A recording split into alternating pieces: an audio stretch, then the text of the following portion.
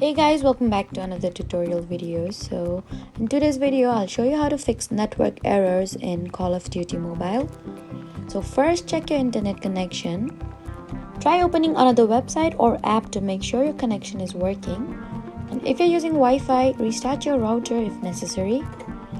You can also switch from Wi-Fi to mobile data and test Call of Duty Mobile again. Next, completely close the game and reopen it. If the error still continues, try restarting your phone as well. You should also make sure your phone's date and time are set automatically, and if you're using a VPN, temporarily disconnect it and then try again. After that, check whether Call of Duty's mobile server are experiencing an outage, because server-side problems can't be fixed from your phone. And finally, make sure your network isn't blocking the game. Now, if the problem continues, use the game's official support option to contact Call of Duty Mobile.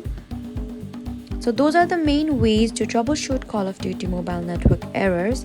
Please do not forget to like, comment, and subscribe for more helpful tutorial. Thank you for watching.